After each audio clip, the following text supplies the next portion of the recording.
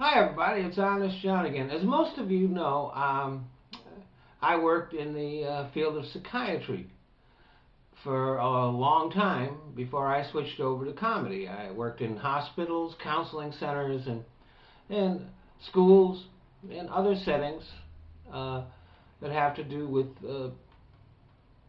the psychiatric field. And there's one thing that's basic to the field of psychiatry. You don't humor crazy people. You set firm limits. You say things like, well, you can believe whatever you want, but this behavior is unacceptable. You say, these are the rules, and you have to live by them, period. One thing you don't do is let the crazy people write the rules. You know what happens if you try to humor a crazy person, if you try to accommodate them, if you try to just get along? In order to do that, you have to be crazy yourself. You have to at least act crazy. And for a long time here in America, we've been humoring our craziest citizens. And as a result, we have allowed them to write the laws that have to do with guns.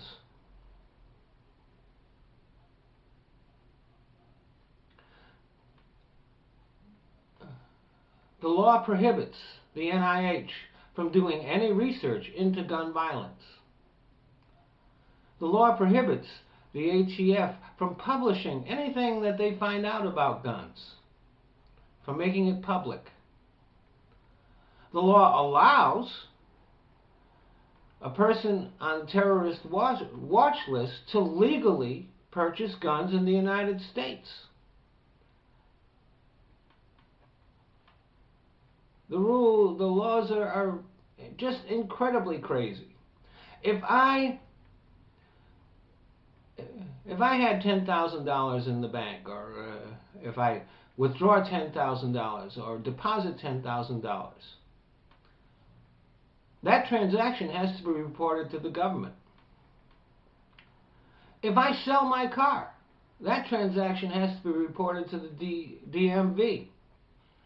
But if I sell my gun, I don't have to tell anybody. That's a secret. 40% of gun sales in the United States are done without background checks. And then the gun nuts say, well, see, if a criminal really wants to get a gun, he can get one. He sure can. He can get one from the NRA, that's for sure.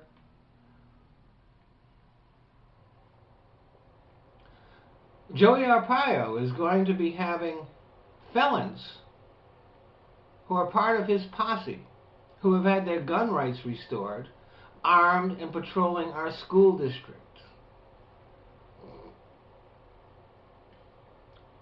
Now think about this. After 9/11, air travel changed. All of a sudden we had to have searches and pat-downs and security checks because we didn't want another incident like what happened on 9/11 to happen again. And yet every year, 5 times as many people as died on 9/11 are killed by guns. And yet we haven't done anything about it. That's because we didn't want to piss off the crazies. And now that we might make a few sensible changes in gun laws, well, the paranoids are going crazy, aren't they? Oh, the government's going to come take our guns.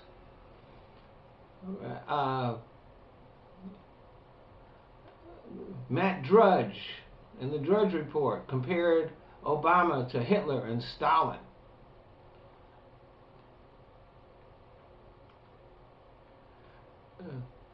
They say that we don't need a gun registry. We need to have a registry of everybody who's ever had a psychic diagnosis. I got news for y'all. We're all a doctor away from a diagnosis. What matters is who has guns and who doesn't.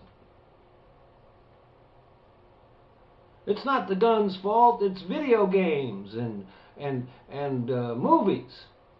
Well, you know what? Those video games and movies are available all over the world. Matter of fact, Japan creates a lot of those video games. And you know what? Nobody gets shot over there. Holland spends 3 times as much money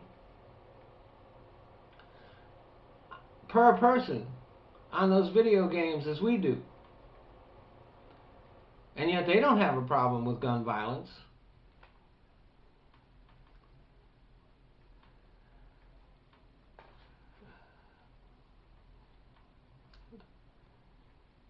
Oh, and the dumbest argument of all is, there's no sense limiting the size of clips because you can change one real fast.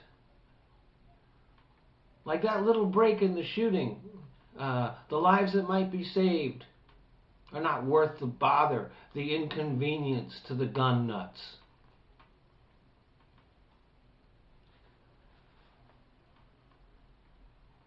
Now, we do need to pay attention to those people. We need to listen to them. Because if we really listen to them, we'll know who is too crazy to own a gun. Thanks for listening.